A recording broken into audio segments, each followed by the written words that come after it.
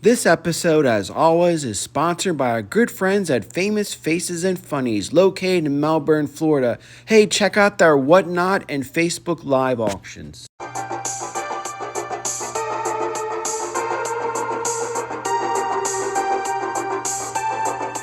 Hello and welcome to another exciting episode of Codename New to Vero 2, the Gen X for Gen X channel. I'm your presenter, Shabu Are You. Well, we're going to do our monthly comic book pickup episode. That's right, where I focus this month's comic book pickups. These are generally tailored for the fellow Gen Xers. And of course, I have to thank our sponsor, Famous Faces and Funnies, located right here in beautiful Melbourne, Florida. Now, if you're looking to tap into the Florida market, because remember, a lot of these old folks come down here and they bring little Johnny and little Susie stuff. They don't know what to do with them. Famous Faces comes in and helps them out, picks up these stuff and sells it on Facebook live auctions as well as Whatnot. So definitely download that app, Whatnot. You get a lot of great deals. A lot of you have tapped into that, and it's so cool to hear that, oh my gosh, I picked up He-Man, the 1984 He-Man figure, or oh my gosh, I picked up this amazing book that I was looking for from my childhood. And it's always cool when you, the viewer, utilizes that and helps out, keeps the dollars in the US, keeps it local. You're helping out small businesses, and it's such a great company, a little LCS. So I've been with them for man almost 14 years, but they're just a wonderful group of people, and I'm so glad that people have benefited from it and that they're a part of this wonderful community. Um, we're going to be looking at a whole bunch of books, more so than our regular monthly comic book pickups. So much so that this is going to be a two-part episode, believe it or not. We're going to look at some books now and then some books in another day. And at the very end, I'm going to share my thoughts on the retirement of our good friend, our mentor, our buddy, our pal, HCC788, who's decided to walk away from the world of YouTube. Something I actually been contemplating on. But going forward, we are going to get back into comic recaps. I know I've been saying it and stuff, but I finally have the energy. I finally feel good. Check out this new fucking shirt. Look at that. That's badass too. So if you follow me on Instagram or Facebook, you've seen a whole bunch of new t-shirts that I've gotten made, and they're amazing. So with that, let's dive into this month's amazing pickups. Again, we don't deal just with new stuff. We deal with a lot of back issues, a lot of things that are kind of geared towards the fellow Gen Xer. These books are great whether you're looking to add to your collection or just to reminisce. A lot of you just like, hey, I remember that from back in the day. Oh, you read this one or stuff like that. It's a great way to interact and have fun. I don't have any like guidelines or whatever. So just basically do whatever the fuck you want. So I kind of like keeping it like that. So with that said, our first book.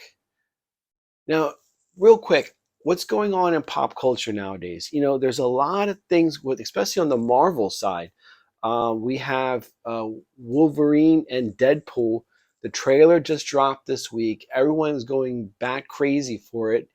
We also know that the X-Men 97 is has been a smash hit. I mean, if you're now watching X-Men 97, which is a continuation from the 90s X-Men cartoons, you are missing out. That is probably one of the best things that I've been watching in the past few years by far.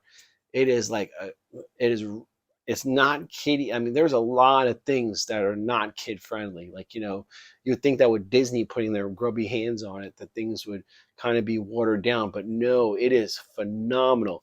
So with that said, let's dive into this month's pickups. So the first book we're going to take a look at is actually a repeat pickup. I had this book. I got it graded during our PGX graded unboxing, but I passed it on because I couldn't say no to this Daredevil fan that was kind of hounding me for these books for his daughter. So I gave in and I, gave it to him and basically nothing. So we're looking at Daredevil issue number 23, Born Again. Now, this will be the title of the Disney Plus series that's currently being filmed. And it's a continuation somewhat of the Netflix Daredevil success. And what's cool about the reports is that this is going to be gritty. It's going to be continuation. It's not going to be like fucking She-Hulk or anything like that. So that's what's going to be good about this series. Now, this whole Frank Miller arc of not Born Again, I think Apocalypse was the first issue. Then there was a couple issues. Then they all have like Christian Christ type of themes as far as like, falling down, redemption. And it is such, like, if you have not read this entire story arc by Frank Miller, do yourself a favor and read it. You will be emotionally drained by the time you're done. I think it's like 5 issues of this, but it is a must read. I mean, you put it up there with The Dark Knight. This is probably a little bit more deeper than The Dark Knight, believe it or not, because you feel for Matt Murdock and what he has to go through. And then when you're at the end of it, you're kind of like I said, emotionally drained. So I would highly recommend picking this up before the series comes out. Now the Disney Plus series is going to borrow this title, but it's going to be loosely based on this story arc. I think the Kingpin will know his identity, and I don't know if they're going to bring his mom, who's a nun. It goes, and then his girlfriend on drugs. I definitely know Disney Plus is not going to do that. His girlfriend is a heroin addict and ends up prostituting herself in South America. So I know they're not going to incorporate that aspect of it.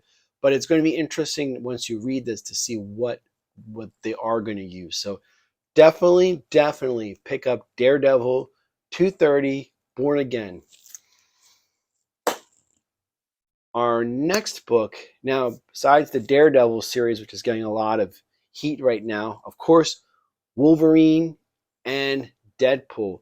Last month, we showed the first appearance of Deadpool meeting Wolverine in that epic comic book, ironically written by Larry Hama from GIJoe. So people forget about that. Larry Hama was writing the Wolverine right at the end of his GIJoe run, and he does not skip a beat. I said it then, I'm going to say it now.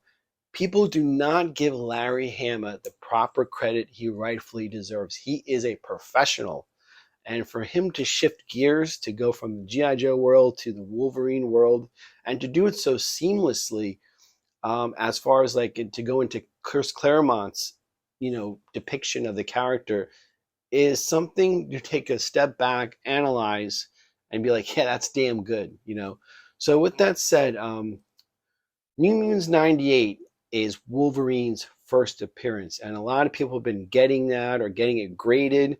Prices have been like around $1,000, maybe $1,200 or so on high grades, and then the lesser ones are probably like between $300 to $700.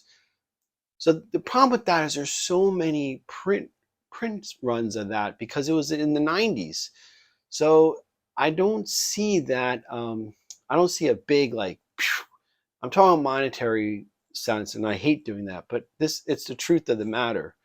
The one book that I think has the most potential that kind of has been flowing under the radar, and a lot of people have been totally avoiding, or not avoiding, but totally forgetting about, is X-Force number 2. This is Deadpool's second comic book appearance. If you're looking to get the most bang for your buck and something that's fun, you're going to see this book go up significantly in the next few months, because even the casual fan, they just want a piece of the action. They want something. So with seeing all those high prices for New Mutants 98, they're going to be drawn to this book as the next best thing. Of course, second appearances, and as we've said since 2014, there's nothing wrong with second appearances. I have so many second appearances from Wolverines to Ghost Rider that have been skyrocketing in value. But it's just the fun that, oh, I got something that everyone else has overlooked. And I think this book is a low buy-in and a lot of fun. This whole story arc by Rob Liefeld, believe it or not, is pretty good. So I highly recommend getting X-Force #2, the second appearance of Deadpool. All right, so the next book we're going to take a look at is another repeat offender. I got this, and again, somebody was begging to get it, buy it off of me. And I kind of regretted, are we sensing a theme here? I mean, when you're not doing this for money and doing it for fun, you have this feeling of fun, but not having to worry about that. But I'm talking about Amazing Spider-Man 323. This is a Todd McFarlane cover featuring Spider-Man and Captain America. So we have Todd McFarlane drawing Cap and Spidey. I think this is such a great cover. A lot of people, this book has been going up as Todd McFarlane, even to these modern comic kiddos, they have placed him to a level that us Gen Xers would never put him, but he's up there on Mount Everest. Excuse me. So this book has been going up in value, and I regret selling the other graded copy that we did because that was like a 9.0. I think this one's probably going to be an 8 or something. It needs a good clean and press, but I just love the cover, man. This is such a nice, beautiful cover. It's Todd McFarlane at his best. I think this is one of those that you could put it up on a wall and it looks fucking phenomenal. So Amazing Spider-Man 323. And I picked all these up at our little mini con. You hear about San Diego Comic-Con, you hear about New York Comic-Con and Chicago, all these bigs with the corporate stuff. The meat and potatoes, the heart of it is the little tiny Comic-Cons that by our community. That's where all of this grew from. In the 80s, they used to have it at a hotel, a civic center. That is the real essence of a con. So it's good that we have one here for the past few years, and it's been thriving and so much fun. So these are the books I actually picked up at our local Comic-Con. And with that, our next book is something I've been wanting to add to my collection for quite some time. It's Daredevil #37 with Dr. Doom on the cover. This is the first time Daredevil faces off against Dr. Doom. Now, my regulars know that my baddies, my all-time favorite baddies would be Darth Vader, obviously, and Dr. Doom. I mean, I think that I love Dr. Doom. I think he's amazing. So I'm so glad to get a key appearance in Dr. Doom's, because a lot of course, his Fantastic Four first appearance and stuff are crazy stupid in the thousands. But this, it's not the best copy, but it's wonderful to me. The cover looks good. It has the right look for me as far as I want to see this. I want to see books that show its years, that show that it's been loved. It's still intact. It still looks good. The cover still looks bright and vibrant, but it's showing its age. I don't care about 9 point whatever. I want to see a good book that has been cherished. And that's what the vibe I got off of this one. So Daredevil issue #37. We're going to finish. I was on a Daredevil run this con. Of course, I picked this one up, Daredevil #185. This is the first time, the first run Frank Miller had. So the previous book that I showed you, the one with Born Again, was when he came back to Daredevil. So this was his initial run with Daredevil. Now, this is when he goes against the Punisher, believe it or not. And again, the news is that the guy who portrayed the Punisher in the Netflix series, he's also coming back and making his appearance. They actually have some footage of him and Charlie Cox, the actor who plays Daredevil, walking together on set, doing stuff together. So this is the epic battle between Daredevil and the Punisher. This is the second one, I think. The first one has that cover of him holding a gun and Daredevil kind of taking the shot through the gut. Oh, it's such a great. I got to find that one. That one's a great cover. But this one is no slouch either. I think this is a great cover. I had it. My regulars know that we did it during our PGX unboxing episode. But again, the same individual that was a Daredevil fan, he cleared me out, man. He cleared me out. And the next book is another Daredevil. So I mentioned the, like, what was this one? I mentioned 230. So this is the beginning of the story arc. So it's like, kind of like the beginning and almost to the end of this entire story arc. So this is Apocalypse. So this, again, this is part of that amazing story arc I've been recommending. So I had to pick up these two again. I think, this is what the Disney Plus series is going to be loosely based on. Kingpin learns of Matt Murdock's identity and kind of destroys him from within. So we're going to see that happening on the Disney Plus series. So Daredevil issue number 227, and again, Daredevil number 230.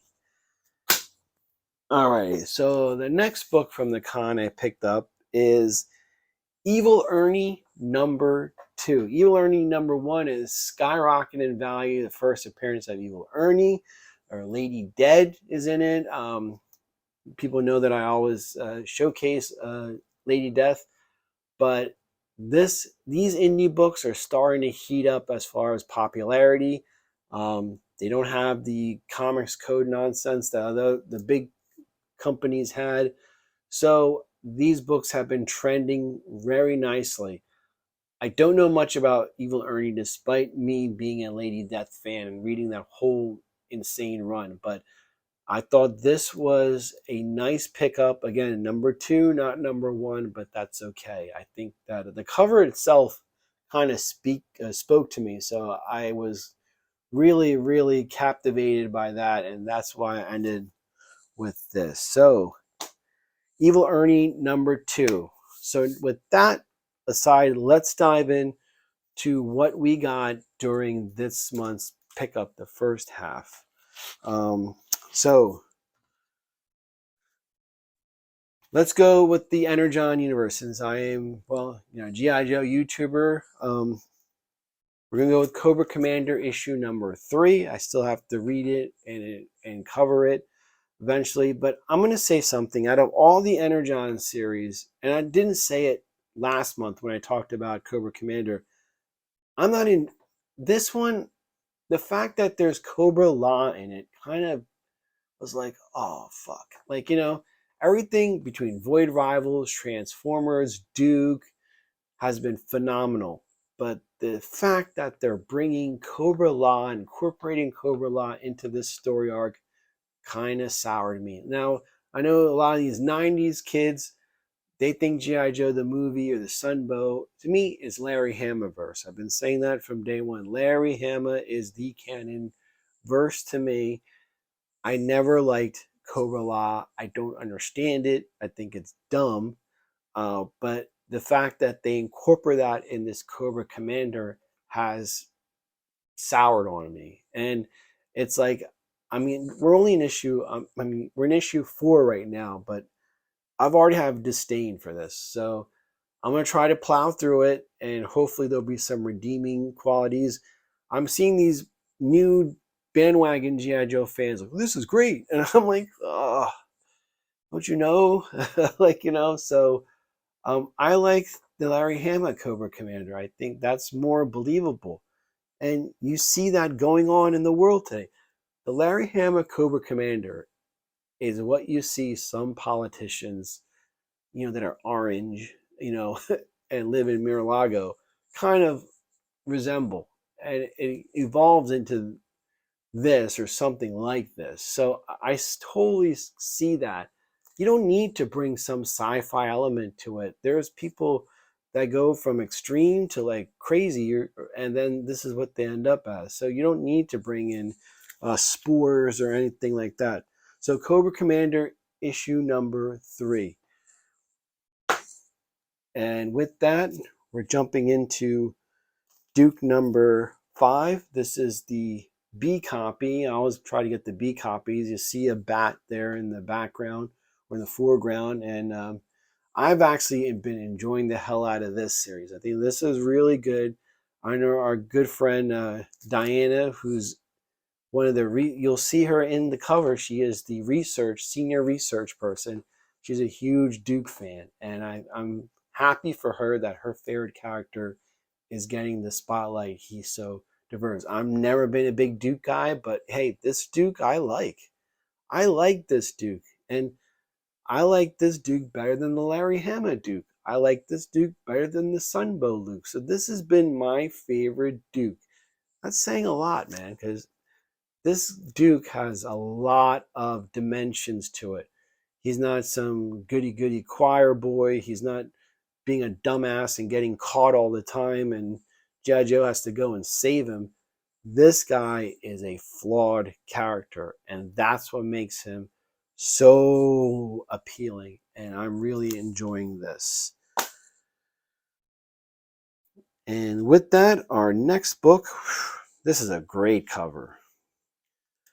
Elvira meets H.P. Lovecraft. We talked about this, how H.P. Lovecraft is a piece of shit of a person. And we actually talked to the writer David Avallone, a selection of H.P. Lovecraft, and it's actually interesting, his explanation. I really love talking to David Avallone. I think he does a great job with this series, with all the Elvira series. He's really captured how Cassandra Peterson, like when he writes dialogue, it seems like it's coming out of Cassandra Peterson. It is funny, it is witty. It's just this is what comic books should be. Like that's the way I've been reading these Elvira series. There's really no significant monetary, no nothing. They're just fun break from the world that we live in, and you could dive into this and go for a little ride, and it's just I've been enjoying this series from the get-go. Haven't missed a single issue since 2018 when this was revived. But this is an amazing cover photo. I like that. Beautiful, very nice. So with that, our next book, my two is two favorite things. Well, yeah, they are two of my favorite things. But Jim Balin's Tarot Witch of the Black Rose, issue number 143, celebrating his 25 years of this character. This is like evil monsters, the dead, witchcraft. I mean, I love this stuff. This is so, just like what I said about Elvira, this is the same thing. The artwork is phenomenal. You can see why. And I really enjoy this. Make sure you follow Jim Balin on Instagram. He's been going to a couple cons lately. He does an excellent Catwoman. If you're new to this channel, he was the guy who drew those 90s Catwoman series for DC. And I think that he is the definitive depiction of Catwoman to this very day. The other thing about him is that he does great commissions. He's such a nice, and I think had he played, and I've said this so many times, I'm probably sounding like a broken record to my regulars.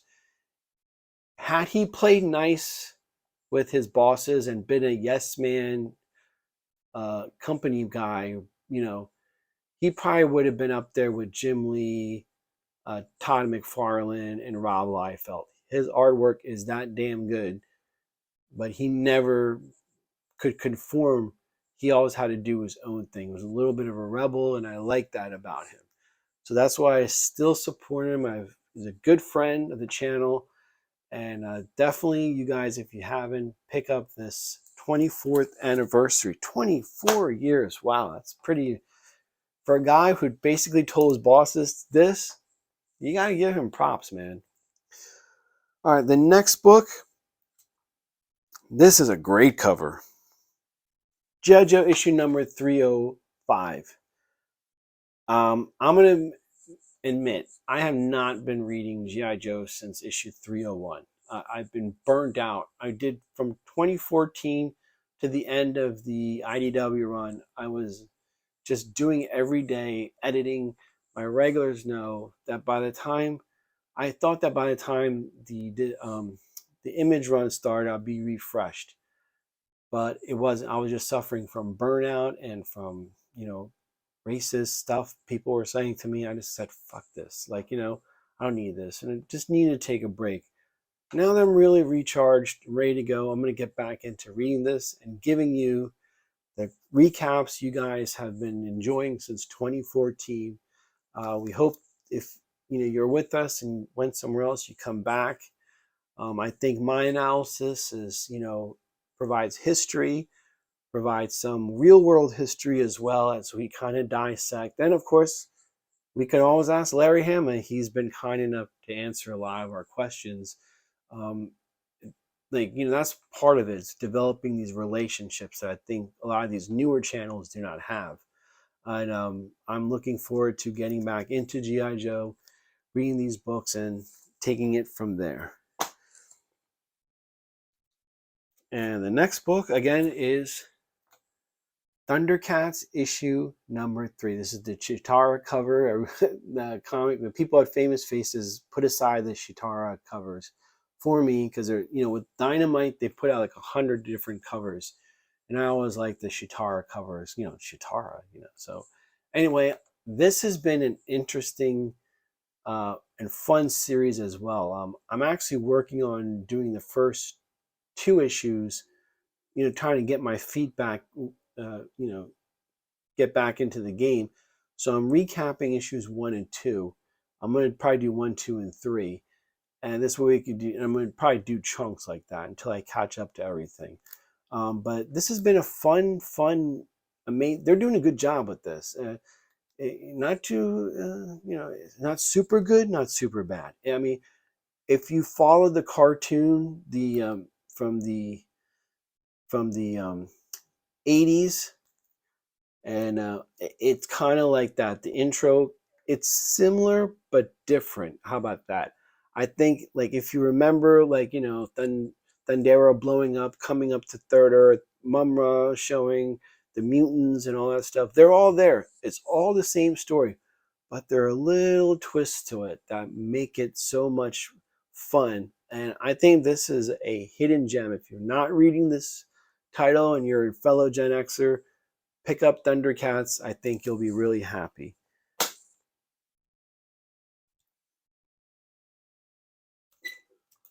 All right, the next one is Transformers. Transformers number 7. This has been a big hit as well. The whole Energon universe has been wonderful.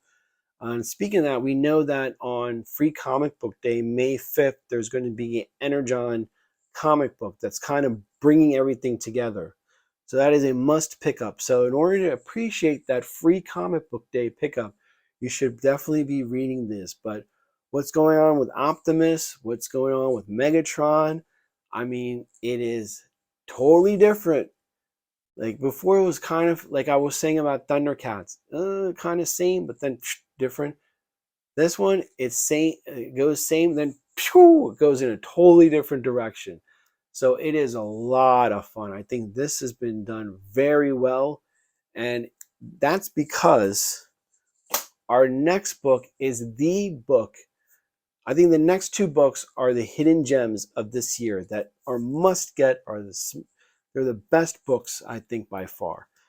Void Rivals has been an excellent book. If you're watching the news and seeing what's going on in Ukraine and Russia with Palestine and Israel, what's going on in our country, you could read this book and totally relate to it, because it's basically showing that how we're all the same, but that these differences are all political. And who's benefiting from those differences?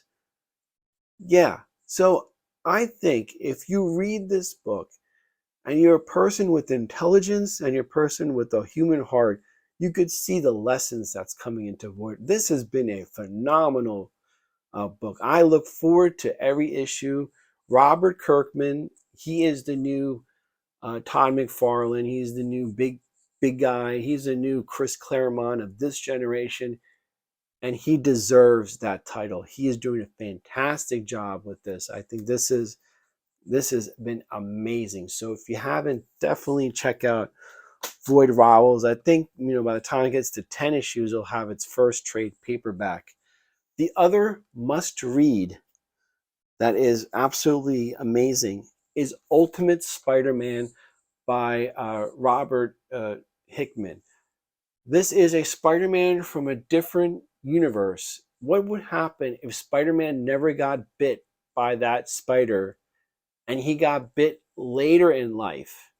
But the entire time he's lived his life, he felt that something was missing, and that was the spider bite. So he goes on, marries Mary Jane, has 2 kids, yada, yada, yada. But he's going through life like, man, something is missing. And then the Iron Man goes back in time and he gets bit by the spider. Finally, he's like, all right, you were supposed to be bit by the spider.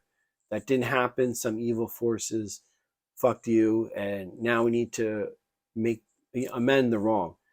He gets bit by it later in life. So imagine that. Imagine not being a teen, but a upper 30 or 40-year-old guy, and you get bit by a spider. Imagine, you don't go through that teenage stuff that we love Spider-Man for. He has grown people problems now, and he's becoming Spider-Man. So this has been a wonderful, wonderful, amazing surprise. Definitely pick that up. Woo! Those are 2 good books. The third is, what was it, 2 years ago, we talked about the hidden gem, the best series that was a surprise, was a series called Stray Dogs. It was about a whole bunch, it was like these dogs that were being, the serial killer was killing these women and taking their dogs. And then he would later kill the dogs. And these dogs, they look like Disney characters, like the drawings of it. So they're all cute and cuddly. But then they realize that, oh my God, our master, because, dogs don't have good long-term memory. So they don't know then they finally come to the conclusion that this guy who's taking care of them is the killer of their original owners.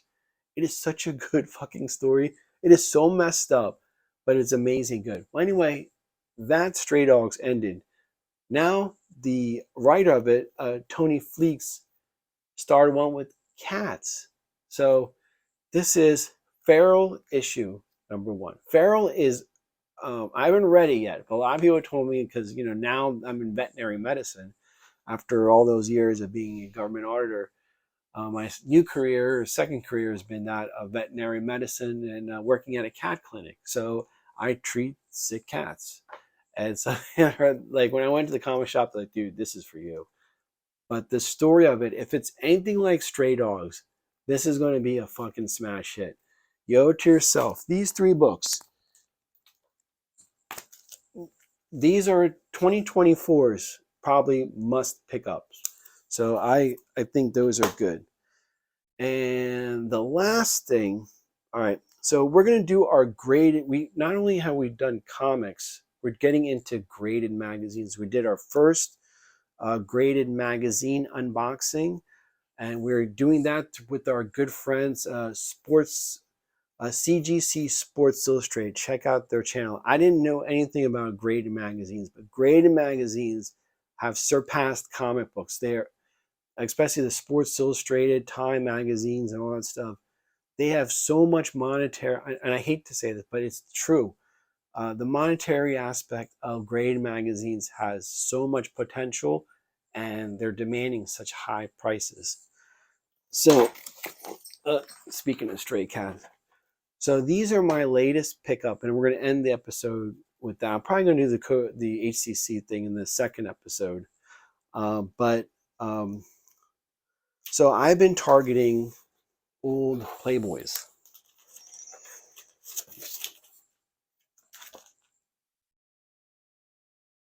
So this is 1955 November. So that's being sent off to grading.